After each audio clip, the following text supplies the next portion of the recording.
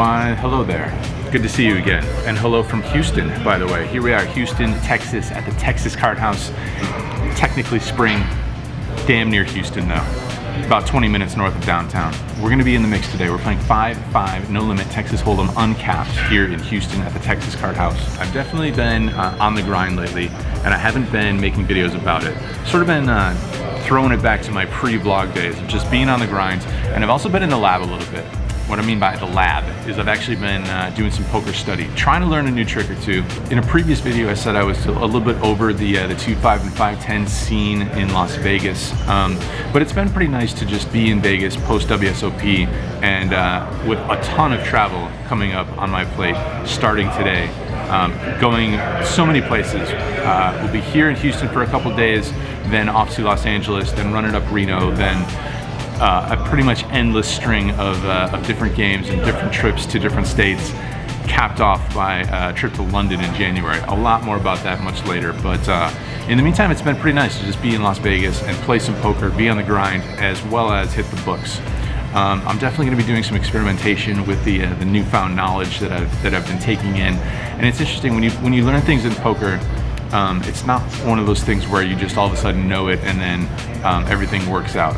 It's sort of going to be a trial and error, learn as you go process as you learn new things and process new things. Don't want to be rambling on and on too much back here in the corner. There's already several 5-5 games running, and I've got $2,000 here to put to work in these games. All right, let's go. Let's get in there. Let's go play some poker.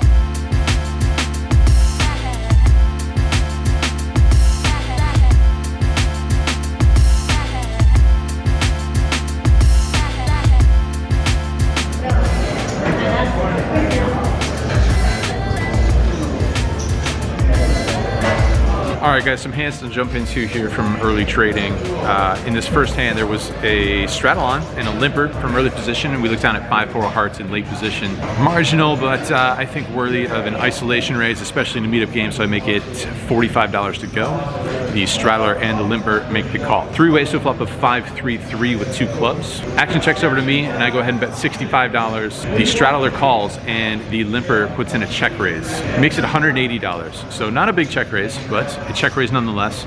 We're gonna have lots of overcard type hands here, various holdings on this board, on this flop. So I think when we flop top pair, we have to continue one of our better hands here.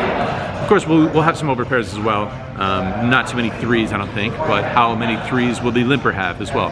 Anyway, I made the call and the straddler folds. Turn is an offsuit 7, and he continues again for $265, something like that. Now that we add a little bit of equity with a gut shot straight draw, as well as some potential draws out there that did not come in for my opponent, I think we're gonna have to call again and see it one more card here. So I toss in the call, and we're off to a river, which is not a good card. It brings in the third club. He goes ahead and puts in the rest of his money, somewhere around $500, and considering that we beat very little, if anything, at this point on the front door flush coming in there on the river, just gonna have to let it go now. In this next hand, the straddle is on again, and we look down at ace-king offsuit. I raise it up from early position to $30, and we see 3 callers. So 4 ways to a flop which comes ace high with 2 clubs. The straddler leads right into us for $65. I make a very standard flat call here, and the 2 players behind me fold. So heads up to a turn card, which is an offsuit 10. Doesn't change too much aside from bringing in maybe a hand like king queen or a hand like ace 10. He goes ahead and bets again. I could potentially put in a raise here because my opponent doesn't have too much money behind, maybe only a couple $100. So I think putting in a raise there actually makes decent sense. And in hindsight, I wish I would have put in the raise. The river is the third club, which once again brings in the front door flush draw. He sticks the rest of his money in there, and again, considering that it's only $200, I don't think we can let this hand go for that price. Not loving it at this point, losing to spans. So there's lots of hands that we lose to, but again, for that price, I'm just gonna call it off, and we get shown bad news, 9-6 of clubs. I think my river call is probably fine, considering that he could be doing that with a variety of hands. If he leads out with a flush draw, maybe he leads out with some worse aces and just takes it to the streets. Hey guys, so I am just editing this video and watching this this hand back, and I think this is just too spewy. Granted, it's only $200 into a decent sized pot, so we don't need to be right all that often, but how often is he really going to be just barreling away with a pair of aces when the front door flush comes in with a hand like ace 5 or something like that? I think if we happen to have a club in our hand, then it makes a lot more sense to call down, since we do block some flushes, and without a club in our hand, we can probably just let that one go and probably try to be a little bit less stationy in the future, you know? But yeah, not really loving my my play there on the turn. I think I can just go ahead and go with it on the turn if I am going to call it off on the river. That way, when the river is not a club, we force our opponent to either commit all of his chips there on the turn or just go ahead and fold his equity. So if we are just going to call it off there on the river, then it's much better to just go ahead and jam it on the turn. One more hand from the first table here. Folds over to, I believe, the hijack position with a straddle on. He makes it $45 to go. We look at Queen 8 of hearts on his direct left. I'm going to put in a 3-bet here. I know this player. He's not a nit. So I think we can get after it a little bit here. I put in a 3-bet to $135. Straddler or the big blind makes a cold call, and the initial raiser calls as well. So we're off to a flop 3 ways, which comes 8 high. Flop ourselves top pair here with this marginal hand. Action checks over to me. I'm going to down bet it here. The flop should not favor me too often in a 3-bet pot, and so for that reason, I don't want to put in too big of a C-bet. I bet $120 here. The cold caller out of the blinds makes the call, and the initial raiser folds. Heads up to a turn card, which is an offsuit deuce. It checks over to me, and I'm going to play some pot control here. I'm going to check it back. Reason for that would be because the cold calling range is very often hands such as jacks, 10s, 9s, things of that nature. There are going to be some like ace-king hands that will call their pre-flop, and also for that small C-bet size will continue on the flop. So I am at risk of giving a free card to hands like that, but perhaps he'll fold some of those hands some percentage of the time on the flop, and it's only one more card to come, so that's not too much equity anyway. The river pairs the deuce, and he checks it over to me again. Considering my read of his potential range, you know, some overcard holdings, over pairs to the flop. I'm just going to take this one to showdown based on my assessment of his potential range there. I don't know if it's accurate. I haven't played too much with a lot of these players, so tough to really know for sure, but I'm just going to take it to showdown, see what we're up against, and he shows us pocket 7s. The 8s, the pair of 8s is good, so we scoop a pot here. Happy to drag that one in. Stuck a little bit though. I had pocket 5s, pocket 3s, pocket 3s, whiffed a bunch of flops. So we trended in the wrong direction at that first table, but we did manage to get a little bit back with that Queen 8 of hearts hand. Moving on. Next table, more poker.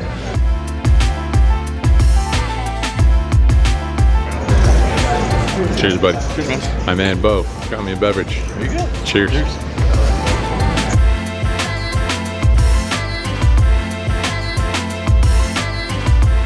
All right, guys, a couple more hands to look at here as action continues to unfold at the Texas Card House in Houston. Pretty funny hand here. There was a straddle on, and I looked down at pocket 9s, go ahead and raise it up to $30 or $35. There's 2 calls before the straddler jams all in for $1,200 or something like that, something of that nature. Yeah, we're just gonna go ahead and have to fold the pocket 9s, and not surprisingly, that raise gets through. That's gonna win the pot. Shortly after that, we had ace 7 of hearts in a multi-way pot. Long story short, though, we ran it into ace jack on an ace high flop. Good news is we only lost that flop bet, and there was no more betting on the turn or the river. So only lost the pre-flop and the flop bet in that one. In this hand, we looked down at pocket jacks and opened it up. $25 over a limper. The button puts in a small 3-bet up to $65. Not super deep, but probably a little bit too deep. Maybe $1,000 effective or something like that to go ahead and just try and get this one in pre-flop. So I go ahead and flat call. We're off to a flop which comes 10 high. I check it and he checks back.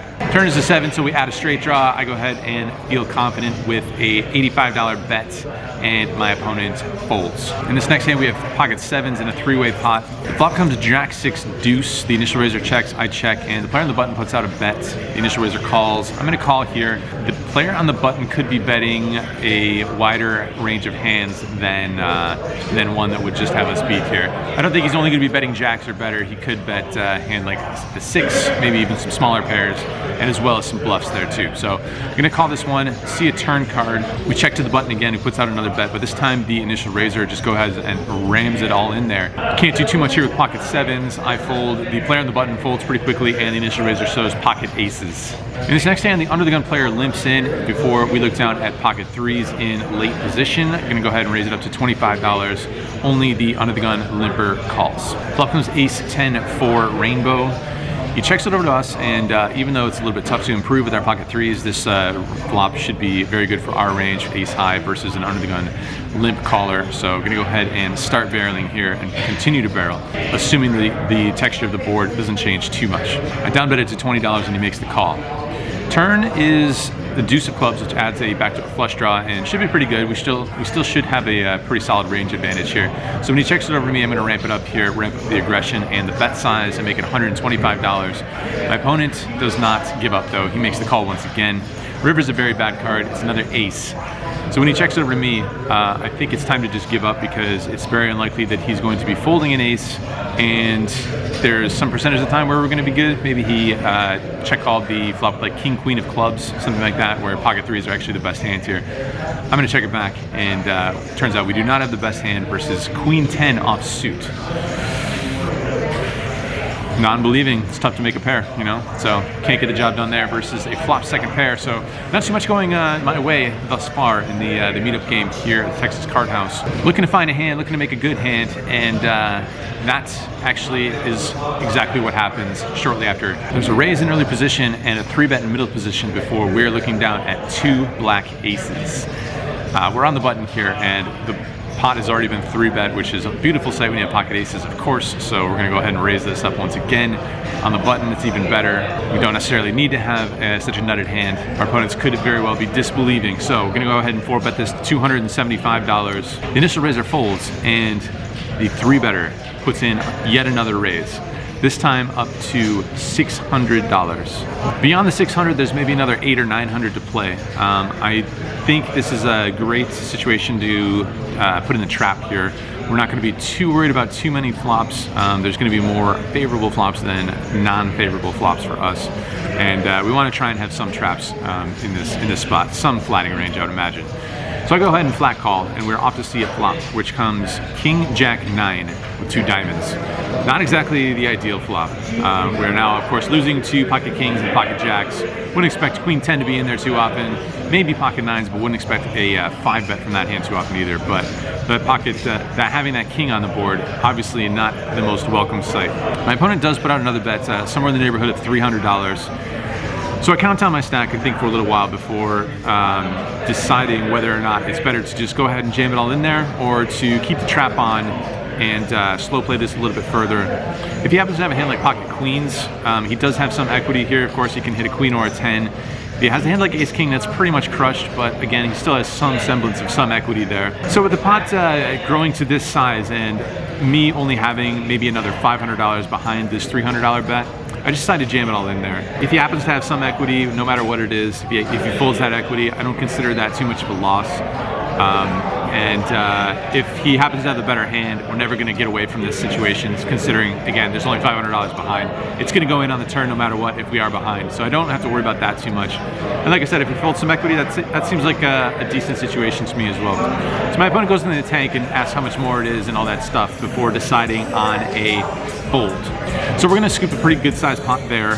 It's a 5-bet pot with pocket aces in our possession. Usually that's going to work out pretty well, not always, but in this case it does. Still down though, a bunch of hands that didn't work out before that, so we were down somewhere in the neighborhood of $1,500, now a mere $500, 100 big blinds.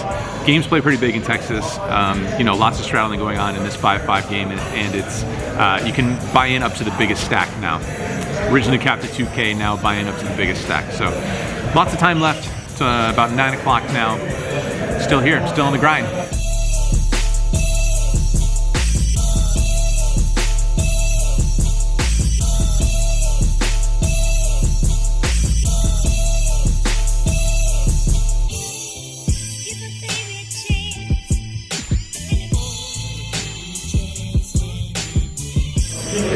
All right, guys, we are still battling. I'm playing at this table right back here. Still in the 5-5 mix. Things were definitely looking up. I played a hand with pocket fours and flopped a set on a dry board 4 ways, in which the initial raiser put out a C-bet. I flat call on the button and both of the blinds call. Turn is mostly a brick, although it does have a backdoor flush draw. Checks over to me, I bet, and both of the blinds call again. River shouldn't change too much. Action checks to me, I bet, and the big blind folds after the small blind player had already bet all in on the short stack. So we had the best hand there, we scooped that pot, and that brought us back into the black. And then, unfortunately, as mentioned, I moved over to this table and proceeded to lose pretty much every hand that I played for the first 30 minutes of being on that table. Got whacked in a double board bomb pot. I won't bore you guys with the details on that, but still out there battling. Managed to win another double board bomb fight after that. It's not quite enough to get us back into the black again, though. So still out here. It's after midnight.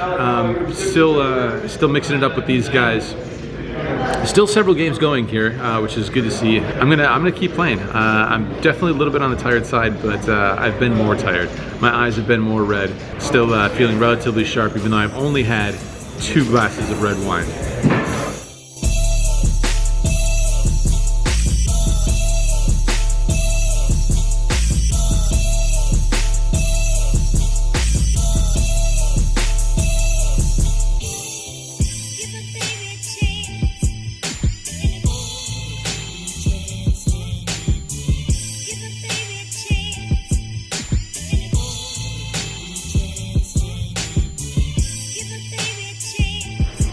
All right, guys, we're getting into the wee hours of the evening here, evening/morning. As you guys know the drill now. If you've seen this vlog before, you know if I'm talking about the evening or the morning when I say the wee hours. Let's see, let's take a look at a couple hands here real quick. So things were not going my way at all on the next table. Proceeded to lose pretty much every hand for the first 30 minutes or so. Eventually we find ourselves looking down at Ace King offsuit a couple different times. Here in this hand, we managed to get all in pre-flop. We show it down so that the rest of the players can play along at home, and we're off to the races here versus an unknown hand. We do not improve with our Ace King here, but it turns out that it doesn't matter. Looks like Ace King High is good in this one, and we're scooping down pretty good pot here. Hopefully the tide has turned. We had another hand immediately after that one with Ace King, where I open pre-flop and we see a couple of callers. Flop comes Ace High, all diamonds. I do not have a diamond in my hand.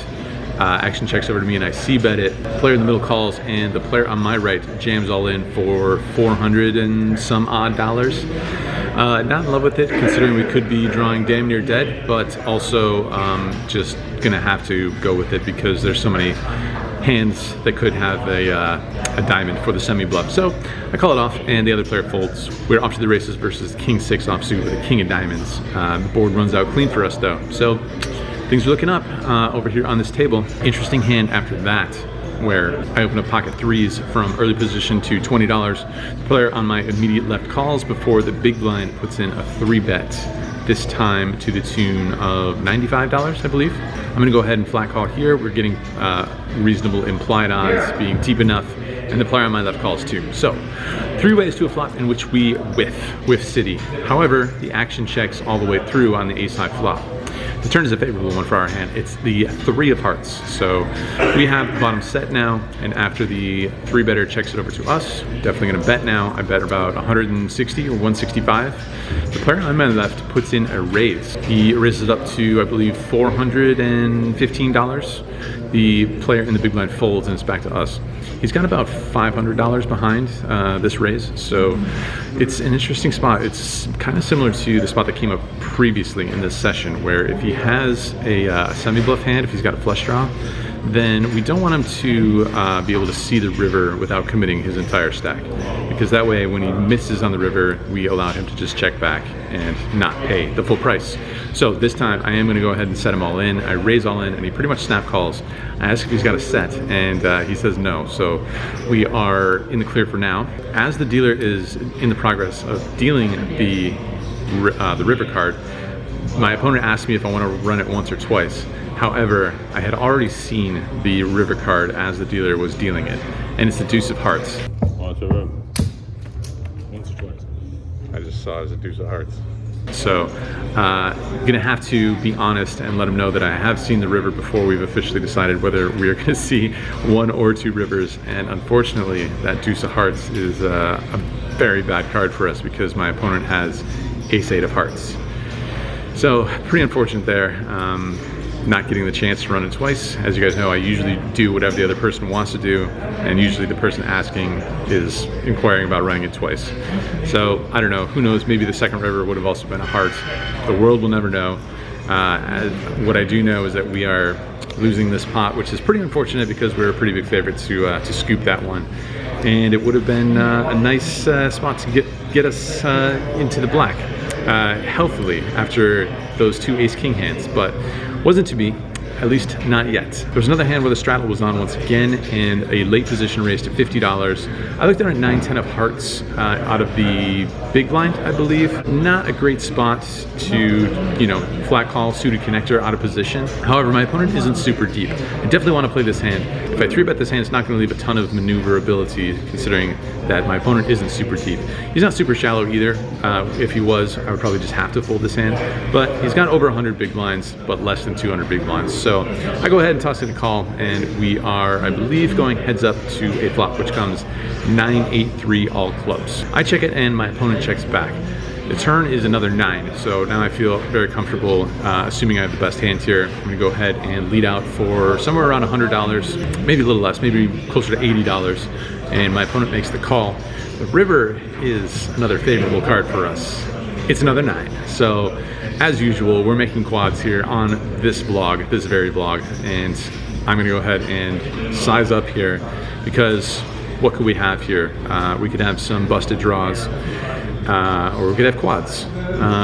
That's really about it. Maybe some full houses, but what could we get value from? Anyway, I'm gonna size up here. I bet $310, and my opponent doesn't think for too long before making the call. So we're getting paid. Not only are we making quads, but we're getting paid. Turns out my opponent had 8-7, so that's a pretty fortunate situation for us where he has basically the top boat aside from over pairs. And we have quads, so, you know, the usual drill.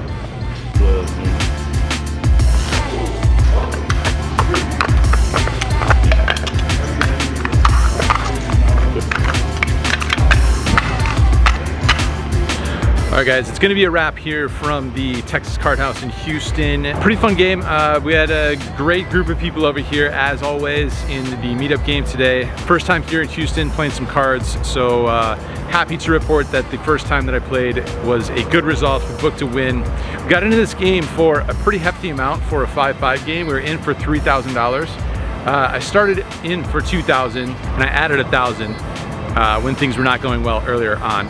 The action, I knew there was going to be pretty decent action and lots of straddles and stuff, so I bought in deep. We managed to run it up there at the end, cash out of the game for $4,155. So profit of $1,055. Pretty happy. No, profit of $1,155. So pretty happy with that. Things have been going pretty well lately in the poker, knock on wood of course, but it's good to hit the books and try some new things and experiment and hopefully learn a new trick or two. Been playing 5-10 at the Bellagio lately, and that's been going well.